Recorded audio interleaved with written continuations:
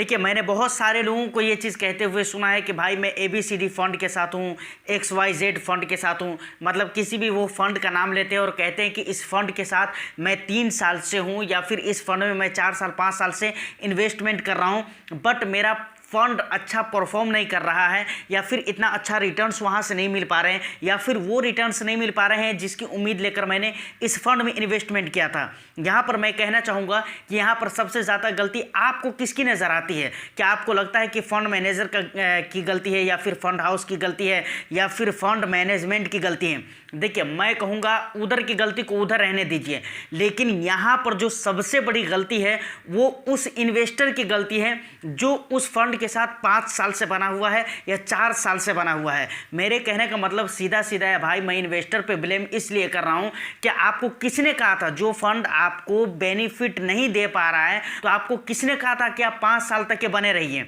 ठीक है, मैं मानता हूं अगर इक्विटी में आपने निवेश किया है, इक्विटी कैटेगरी का वो फंड है, ख़ास तौर से मिड कैप का है या फिर स्मॉल कैप कैटेगरी का है, तो ठीक है, हम 6 महीने इंतज़ार करेंगे, साल भर करेंगे, 1.5 साल करेंगे, 2 साल करेंगे, 2.5 साल करेंगे कि क्या हम 5 साल तक इंतज़ार करते रहें? तो फिर भाई हमारा प्रॉफिट कब होगा, मुझे ये बताइए।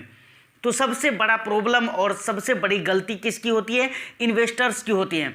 आप जब देखिए, सब्र की एक लिमिट होती है ना, पेशेंस की एक लिमिट होती है। आप 1.5 साल देखिए, 2 साल देखिए, 2.5 साल देखिए, आपका जब फंड अच्छा परफॉर्म नहीं कर रहा है तो फिर आप ये देखने की कोशिश कीजिए आखिर रीजंस क्या हैं। उसके रीजंस को तलाशने चाहिए और उस फंड को निकाल देना चाहिए आपको अपने पोर्टफोलियो से बाहर। समझ रहे हैं कि नहीं? लेकिन अपनी पोर्टफोलियो से किसी भी फंड को बाहर करने के लिए उसका रिकॉर्ड, उसका परफॉर्म तो ट्रैक करना ज़रूरी है ना। और सबसे बड़ा प्रॉब्लम यही है कि लोगों को यही चीज़ नहीं पता है कि फंड का परफॉर्म कैसे ट्रैक किया जाता है, किन किन चीज़ों को ध्यान में रखते हुए किसी भी फंड का मतलब परफॉर्म हम ट्रैक कर सकते हैं। देखिए, ये बहुत बड़ी चीज़ है और बहुत सारे लोगों को, इन्वेस्टर्स को यही नहीं पता है, जिसकी वजह से वो 5 साल तक के गलत फंड के साथ बने रहते हैं, लेकिन बदले में उन्हें मिलता कुछ भी नहीं है। पता नहीं क्यों आप लोग समझते हैं कि सिर्फ जो है ना अपने पैसे को किसी भी स्कीम या किसी भी फंड में डाल देने का नाम इन्वेस्टमेंट हो गया। भाई, इन्वेस्टमेंट इसका नाम नहीं है, समझ रहे हैं ना। इन्वेस्टमेंट का मतलब ये भी है कि वहाँ से आपको प्रॉफिट भी होना चाहिए, सीधे पैसे फेंकने का नाम इन्वेस्टमेंट नहीं है।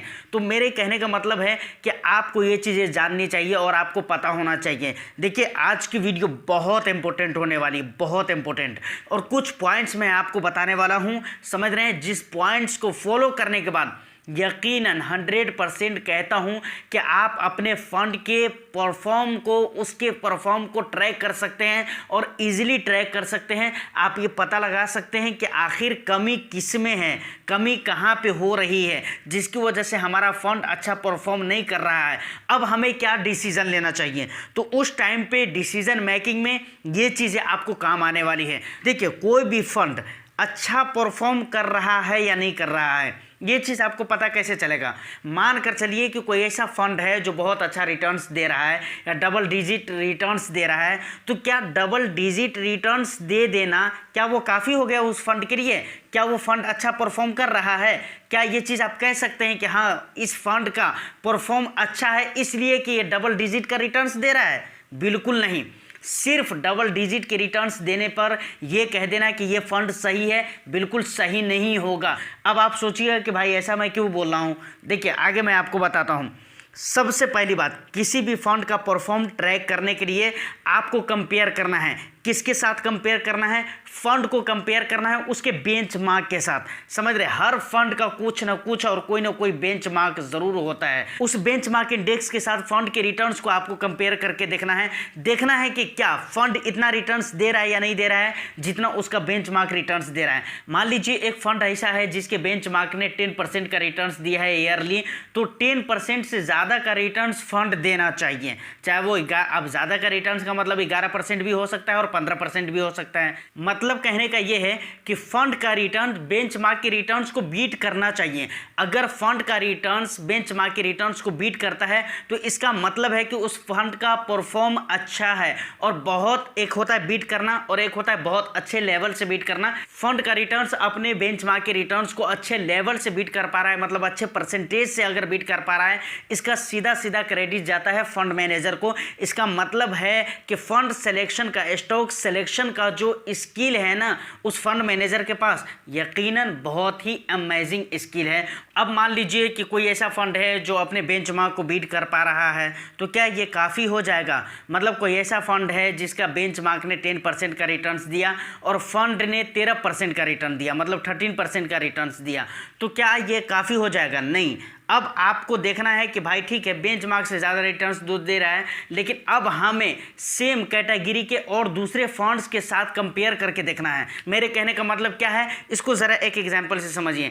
मान लीजिए कि कोई स्मॉल कैप कैटेगरी का फंड आपने ले रखा है, उसका जो भी बेंचमार्क है वो उसका बेंचमार्क ने 10% का रिटर्न दिया, आपके फंड ने 15% का रिटर्न्स दिया है, और उसी के आसपास में 14, 15, 16 के आसपास में और भी स्मॉल कैप कैटेगरी के दूसरे फंड्स हैं जिन्होंने रिटर्न्स दिए हैं। इसका मतलब है कि आपका फंड बिल्कुल ही ठीक ठाक फंड है, लेकिन आपके फंड ने 15% का रिटर्न्स दिया है, लेकिन उस कैटेगरी के दूसरे फंड ने 20%, 25% के रिटर्न्स दिए हैं, तो इसका मतलब है कि आपके फंड का परफॉर्म अच्छा नहीं है। उसके बाद जब आप ये दोनों चीज़ें देख लेते हैं तो उसके बाद आपको देखना चाहिए उसके जिस फंड में आपने निवेश किया है, अगर वो अच्छा खासा परफॉर्म नहीं कर रहा है तो आप उसकी होल्डिंग्स को देखने की कोशिश करें, आप चेक करने की कोशिश करें कि इसकी होल्डिंग्स अच्छी है या नहीं है। समझ रहे हैं कि नहीं? क्योंकि बहुत मर्तबा ऐसा होता है कि गलत स्टॉक सिलेक्शन की वजह से आपका फंड अच्छा रिटर्न्स नहीं दे रहा हो,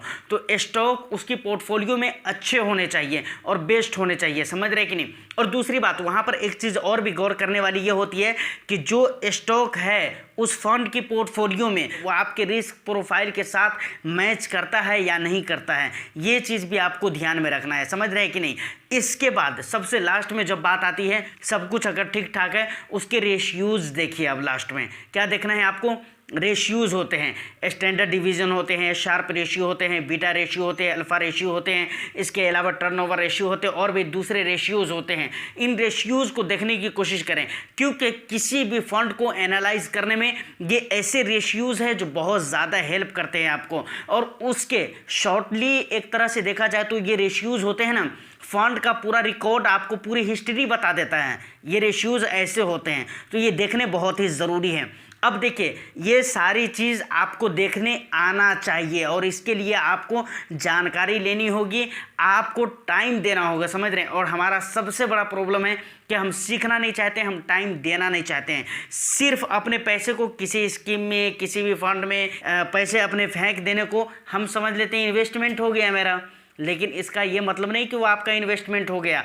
अब लास्ट में एक बात और भी मैं कहना चाहूँगा कि किसी भी फंड को उसके बेंचमार्क से कंपेयर कैसे किया जाता है, या फिर उसके कैटेगरी के और भी दूसरे फंड से कंपेयर कैसे किए जाते हैं, और रिस्क रेशियोज़ वगैरह कैसे चेक किए जाते हैं, इन सारी चीज़ों के ऊपर मैंने वीडियो बना रखा है।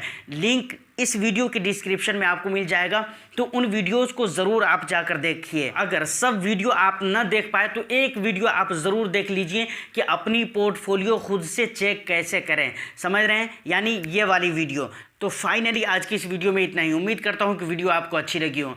अगर वीडियो अच्छी लगी तो वीडियो को एक लाइक कर दीजिए, शेयर कर दीजिए हर उन लोगों के पास जो लोग इस तरीके की वीडियो देखना पसंद करते हैं या देखते हैं। और चैनल पे फर्स्ट टाइम विजिट कर रहे हैं तो चैनल को भी सब्सक्राइब कर लें। मैं फिर मिलता हूँ किसी नेक्स्ट वीडियो में, जब तक के लिए all the best. Thank you for watching.